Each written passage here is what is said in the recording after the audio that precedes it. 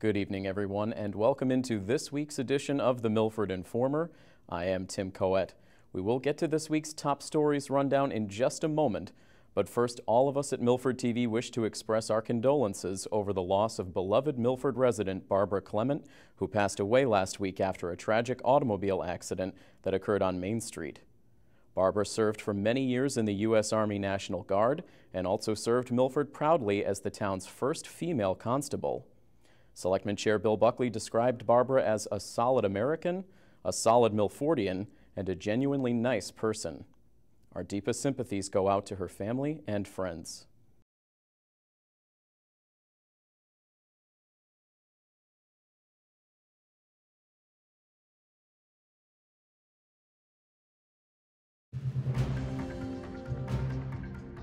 Tonight, meet the hardworking owners of the Senseability Gym in Hopedale and find out how you can help them continue to provide their valuable services to children with special needs.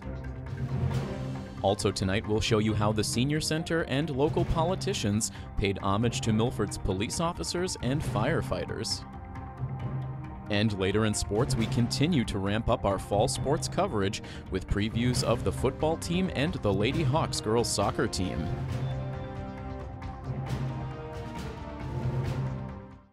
Just across the border into Hopedale, you'll find the Senseability Gym. This facility, which first opened its doors in early 2013, has been providing an invaluable service for kids with special needs and their families. The gym is getting set to host their largest fundraiser of the year, so I took the opportunity to visit the facility and meet with its two dedicated owners to find out more about the services they provide to the greater Milford community. Hi, I'm Alicia Butler. I'm one of the co-directors here at Senseability Gym. And I'm Tina Perriello, also co-director of Senseability Gym. And we've been in business here since February 2013. We are a sensory gym for kids with special needs. And we service families from all over we call it the greater Hopedale area, but we see families from all over Massachusetts, Rhode Island, even parts of Connecticut and New Hampshire come to travel to us.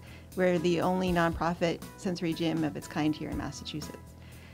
And we are a place where families can come with their kids who may have what we call sensory challenges, kids who need a place to play in a safe, judgment-free zone, kids with developmental disabilities, neurological disorders like autism, ADHD, Down syndrome, or even just some parents know something just a little bit different than with their kids than maybe other kids in their class.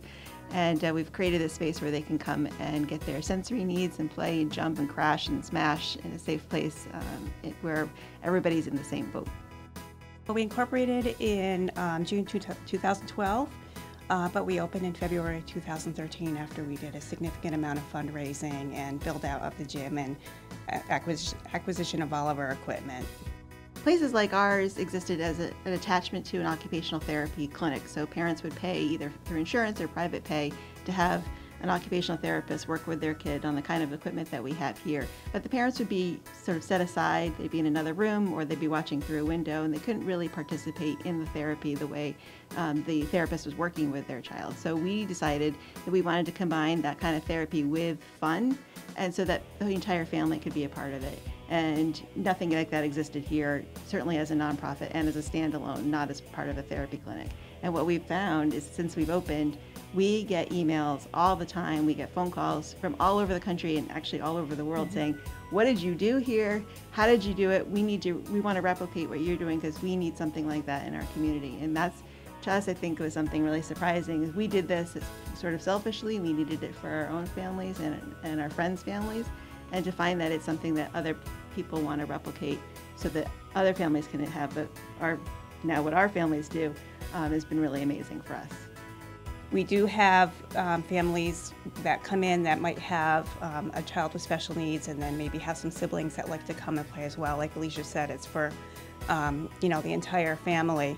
We have a couple of pricing options. Families can pay by the visit. We also have a monthly option. We have a yearly membership. And the yearly membership is actually a sliding scale based on income, so we try to make it really affordable to families to come and, families with multiple children. It really helps them find an affordable place to come and play as a family. Our main focus is what we call our open gym play. So families come when we're open during our regular business hours. They can play, and it's structured in an unstructured way. So families will pick out the different equipment, or the kids actually will, and they'll play on it. And parents or their siblings will interact with them that way, and they get to stay as long as they want to. They pay the one price if they stay for 10 minutes or they stay for the entire time that we're open. We do also offer classes which are more structured, and those are outside of our regular business hours, and those have a different sort of bent to them. We offer 3 different types of classes for different kinds of kids depending on what they need, and so those will be run by an instructor. Parents do stay again too, so we're not a drop-off facility. And again, that's because we want to make sure it's a holistic approach for the family, where they are hearing, not only watching what their kids are doing during open gym play, but during our class time, they're hearing the teacher talk to their kids, and so that there's a continuity between home and therapy, so that everybody's using the same language and they're doing the same things. So we offer lots of different options for families depending on what their kids need. We also offer birthday parties. So for families who may not be able to go to a traditional play space for a birthday party, or may even not be able to have it in their own home, they can come here, again, in a safe place where they know that we're basically going to let them do what they want to here in the facility, bring in food or not, and whatever their kids can do, they do. And so that's been also a huge success for us, and a surprise for families to say this is the first time they've been able to actually have a birthday party for their child. And that's been really heartwarming for us to be able to offer that. We have a variety of therapeutic equipment that children typically see in their occupational therapy sessions. We have a large ball pit, a couple of therapy swings. We have yoga balls and crash pads, and we also have our quiet sensory room where the children can go and calm their engines if they get a little too overstimulated, which can happen sometimes, and they can go in and kind of calm down and put on some weighted blankets and play with the fidget toys. On Friday, September 23rd, at the Crystal Room in Milford, we'll be having our 5th annual wine and food tasting fundraiser. It's become our signature event. We held it the first time before we even opened to raise the money to be able to open our doors. And the community has just been overwhelmingly supportive of us from day one with this fundraiser. We work with local vendors, so we've been working with the Hopedale package store since the very beginning to supply our wine and beer. We work with the Little White Market. Tracy, who's over now at the Hopedale Country Club, donates food for us. Jean's Variety in Milford also provides food, and then desserts are given to us through Green Mountain Chocolates in Hopedale, Hens and Chicks Cookie Company in Hopedale, and Confectionisms in Hopedale. So what we really try to do, again, is because the community has been so supportive of us, is to make sure that we're highlighting local businesses as vendors. And it's really where we raise the bulk of our money to keep our doors open. Without that support from the communities, the businesses who donate raffle prizes, and the community members who attend that night, I don't know where we would be. So between corporate and private donations, that's what keeps us afloat. And it keeps our prices down, so that, as Tina said, all families can afford to come here. I think what has been amazing for us, again, going into our 5th year with this fundraiser, is just how supportive this entire greater Hopedale, Milford, Blackstone Valley community has been. We knew that there would be families who needed our facility. We didn't know how many families needed our facility, but also how many of those families would be incredibly generous with their time, their money, and their thoughts of how we can do better. And so we really just want to say a giant thank you to everybody, the businesses in the Milford area, and the families in the Milford area, the school districts, the therapists everybody will tell somebody about us, and that's how we've been able to grow our business, absolutely through word of mouth. And so we're just really thankful for everybody who's come in through our doors and said, wow, we really needed this. Let me tell 5 people about this, and then they end up coming in. So we just wanted to say a thank you for that. Earlier this week, the Ruth Ann Bleakney Senior Center hosted a presentation honoring the hard work and dedicated service of Milford's police and fire departments. Many local and state legislators were in attendance to show their appreciation as well. Today was about honoring the Milford police and fire departments. They are selfless in what they do. They help the seniors out every day. There's not a thing that we need that they're not the first in line to volunteer for. And we just needed to say thank you to them for keeping my seniors and all the citizens of Milford safe and protected. So that's what today was about. First, start off with a big thanks to our first responders and for honoring you here today, especially in the week where we remember September 11, 2001. I was just looking at some quotes in remembrance of September 11th and the ultimate sacrifice that our firefighters and our police officers, our first responders gave on that day. And I found a quote from a woman who lost her husband that day. And she said, "If we have nothing else to learn from this tragedy, know that time is short and we have no time for hate." And when we think about that and consider the fact that people ran into two buildings and gave the ultimate sacrifice as the people who sit before us here to do and put their lives on the line every day, we have nothing to do but give thanks and to consider love. You know, as a selectman in the town of Milford, now into my 16th year, I obviously have a strong bias. My bias is that the Milford Police Department and the Milford Fire Department are unparalleled in their excellence. The professionalism, the courtesy, the way they did their job, the dedication they have, it's just unparalleled. It really, really is. So, you know, to not only be qualified, but be compassionate and understanding, I think is very, very unique. I think it's important, Sue, that you take the time to recognize the need for the community at large to say thank you for what you do, because for the vast majority of us, the very vast majority, the respect we have for public safety officers never wanes and remains strong. And we thank you for what you do.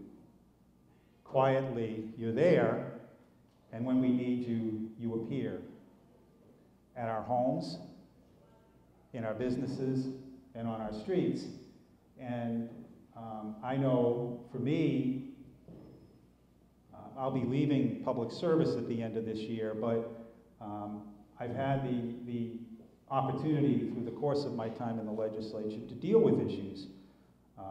Even most recently, the issue of body cameras and special prosecutors and all the rest, and had the opportunity to listen to people. But I have to say my trust in the way you perform is unshaken by everything that I see others talking about, and want you to know that my support for you is unwavering, as I know it is for this whole community of people, and certainly for the folks in this room. So thank you very much for every day that you go out and do what you do on both sides, whether it's law enforcement or fire safety. We have a great core of people in this community that serve us, and on behalf of the people I represent and for myself and my family, I say thank you for that.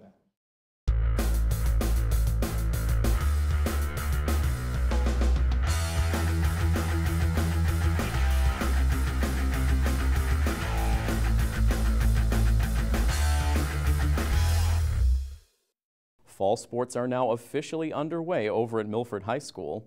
Several of the Scarlet Hawks teams already have a game or two under their belts. As members of the community watch the first run of this edition of The Informer, our cameras are over at the football field as we speak, capturing the team's season opener against Marlborough. While we have to wait until next week to show you the highlights from that game, we did have the opportunity to speak to head football coach Joe Todd prior to his team taking the field to get his thoughts on the season to come for the Scarlet Hawks. The hesitation now, he takes the snap, looking to throw, looking for the end zone. He has Blake Hill, who has the catch for the touchdown. A 19-yard touchdown pass from Lanzetta to Hill, and Milford is able to strike first. Last season, the Scarlet Hawks found their groove on the football field a little too late in the season to qualify for the playoff tournament. As the new season approaches, fourth-year head coach Joe Todd is hoping to see some more consistent play in the early weeks of this season. The reality is, in high school football, your players are who they are. They change year to year. Last year, obviously late in the year, we discovered we had a very good passing game, and but we also had a good running game early in the year, so it was tough. But this year we're going to be a little more of a run emphasis team, and I think there's no secret to that of our players, and Blake Hill and Riley Burns on the offensive line. We have some inexperience at some key positions, and we're just playing to our strengths, which is our run game on offense and stopping the run on defense. And I think we're certainly trying to hit the ground running this first week, but I think like with any long project, it takes some time to get to the peak of who you are. And I wish I could say that we're going to be at our best game one, but at the same time, without question, we're going to get better throughout the year. And I think as most people do, we should be playing our most competitive football later in the season. Zach Lanzetta rewrote school record books with his play at the quarterback position last season. This year, junior Matt Curran will look to carve out his own niche under center as he takes over the starting QB role. Matt's doing great. It's really a blessing for us to have him in our program. He's just as a person, he's a great person. Really just embodies all the values that any of us would want in a player or even in a student athlete.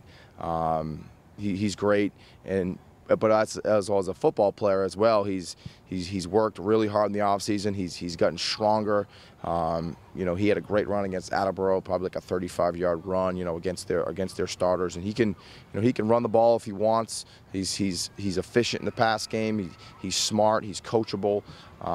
So we're excited about Matt, and we've got some people behind him as well that are working just as hard. And yeah, we're excited about what Matt brings to the program. Overall, Coach Todd sees plenty of potential on both sides of the football for this year's Scarlet Hawks team. I think on offense, just because of our personnel, our run game is going to be our focal point. Our passing game is going to be obviously not the same as what it was last year. We're not going to spread people out and have 4 and 5 receivers out in routes, but we're going to run, and we're going to throw when we need to. And then on defense, it's the same thing. We're going to try to stop the run. We'll be in a new defensive look this year. We're trying to put our key players in key positions. We think we've got some pretty good talent, and just starting with guys like Riley Burns, Blake Hill, Ryan Gray, Pat Bergioli, Tyler Joyce, Asong Ammon-Mensah, Harrison Bliss, Alex Salamone.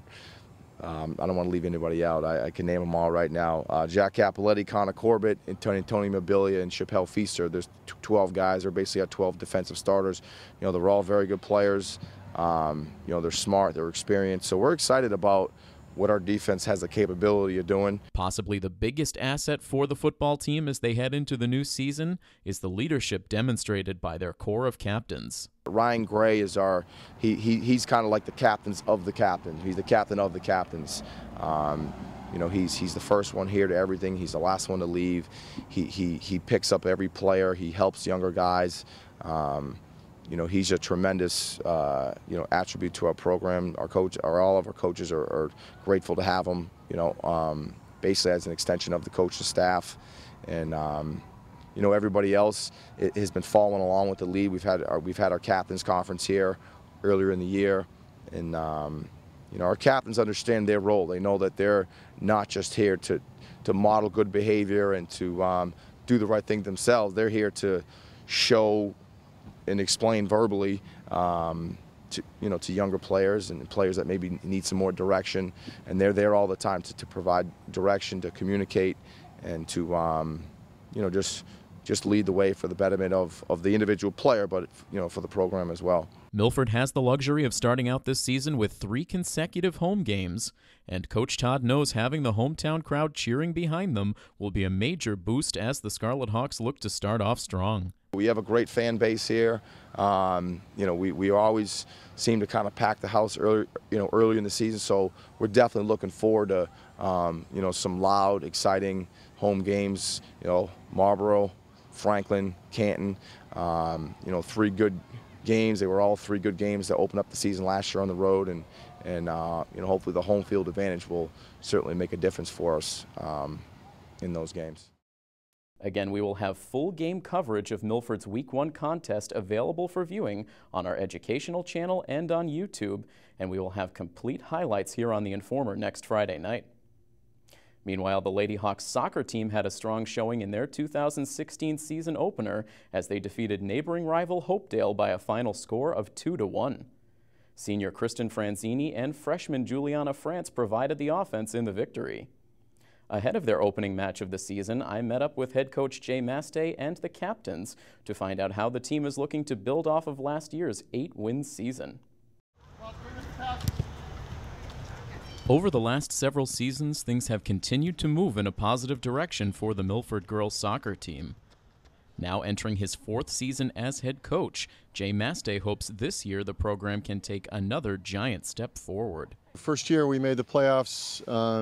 Second year we missed by, I think, 2 points, and last year we kind of again made an appearance. Again, I think this year we're kind of shooting. We always seem to be hovering right around that 500 mark, and it's amazing how difficult the Hawk is, but at the same time it's always amazing how the girls rise to the occasion, and we end up kind of getting into the mix and moving it forward. So close is good, but I think this year we're actually shooting for a little better. We kind of want to finish in the top 10, and therefore maybe get a home game this year in terms of the playoffs, and that's kind of what we're shooting for. You kind of always have this vision of how fast things are going to move, and then all of a sudden you kind of get into the reality of the situation and you figure out what you have. I think one of the biggest challenges, talent is always changing. So you're getting new faces, you're losing a lot of kids that you relied on, and that's just the program, and that's the way it works. But I think now after 4 years, we finally have a group of girls who understand what I'm looking for.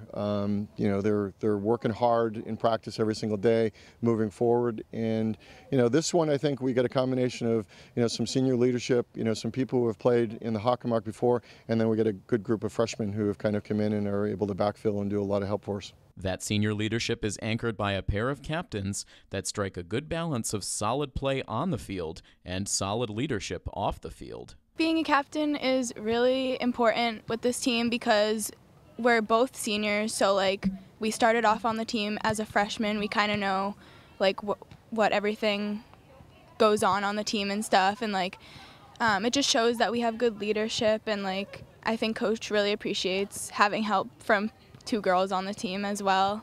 I mean, we've been playing together since we were really little, so we know how each other play. We know how each other think, and not only on the field but also off. So we work well together. We pretty much agree on everything, all the team stuff that we do. So it's a good little pair. Couldn't ask for 2 better kids to kind of start out with. Starting with Nicole, she's been anchoring the defense since she's been a freshman. Probably, I'm biased, but definitely the best defender, I think, in the Hockenmark. She's been shutting down, the best, offensive players in the league, since she's been a freshman, and she's just gotten better and better every single year. So, looking for stellar things from her again this year. And Kristen has been just progressing every single year. Came on as a freshman, I think scored 4 or 5 goals. As a sophomore, she scored 8. As a junior, she scored 10. So, you kind of keep that trajectory going, and, I think the sky's going to be the limit. So, I'm looking forward to both of them. Not only have they helped me kind of to get the team going and where it is today, but they're real leaders both on and off the field, both academically, right, as well as on the pitch. And, that's just a great combination. The underclassmen will also have a major say in how this season unfolds for the Lady Hawks. Milford has a total of 6 freshmen on their 2016 varsity roster, and all figure in heavily to Coach Mastay's plan. It's exciting. I mean, they're coming at it, with a gung-ho attitude. So they're not quitting, they're not backing down. And the good news is most of them have some size. All of them have a lot of skill. And so it's not like a couple years ago when we brought in some freshmen and they were a little smaller and kind of got knocked around. I think this group is able to hold their own, and they certainly have the skills to be able to play in the league. So it's going to be really exciting, if nothing else. Most of them play on the same club teams together, so everyone's pretty much gelled together already. After our first scrimmage, halfway through the game, we pretty much understood each other's style of play. So yeah, they're young, but they're catching on fast. So with that mix of veteran leadership and a core of talented but untested young players, I asked Coach Mastay where he sees the biggest strengths for his team and where he thinks the team will end up in the standings by season's end. You know, I think for the first time I can actually sit there and say we're going to be pretty balanced. I think, you know, we'll have a, you know, good level of offense kind of moving the ball forward. We have the ability to play very strong defense. And I think we're going to be tough across the board. Whereas in years past, I think I would have said, you know, we were more of an offensive threat than we were a defensive threat, or a defensive threat last year versus an offensive threat. This year, I actually think we have very good balance. I think we'll be pretty successful.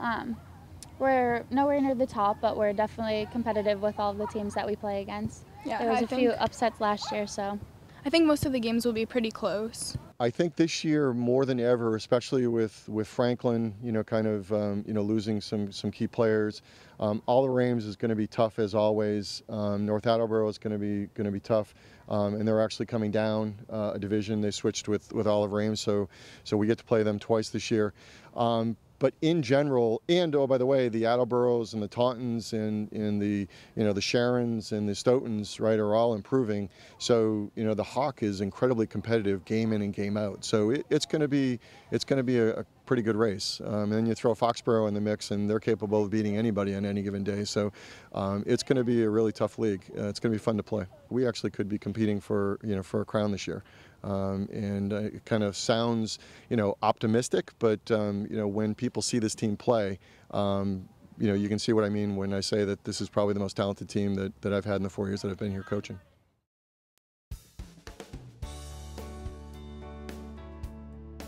Coming up on Sunday, the town of Hopedale will be holding a 9/11 remembrance ceremony. The ceremony will mark the 15th anniversary of the terrorist attacks that rocked our country back in 2001. Officials from the town of Hopedale will speak throughout the ceremony, and there will also be musical performances by students from Hopedale Junior-Senior High School. The 9/11 Remembrance Ceremony will take place on Sunday, September 11th at Atria Draper Place, beginning at 9 a.m. Coming up on September 18th, the Milford Lions Club will be hosting their 29th annual car show. This highly anticipated event in the automotive world features all types of vehicles, from hot rods to antiques to muscle cars. Trophies will be handed out to the top 50 vehicles. The car show will take place on Sunday, September 18th at Plains Park from 8 a.m. to 2 p.m. All proceeds from the event will help the Lions Club as they provide civic programs throughout the town. For more information, you can contact Mark Mann at 617-899-3129. And coming up later this month, the Greenleaf Garden Club will be kicking off their fall season with a presentation titled Floral Fusion. Enjoy refreshments and learn techniques that will help you meld various cultures through the art of floral design. The Greenleaf Garden Club presentation will take place on Monday, September 19th at the Ruth Ann Bleakney Senior Center beginning at 6:30 p.m. That is all we have for you on this week's show.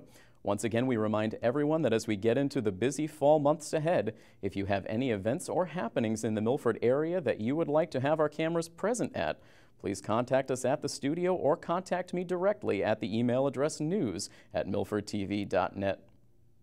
Thank you once again for tuning in, and from all of us here at Milford TV, this is Tim Coet saying have a great week. So long, everybody.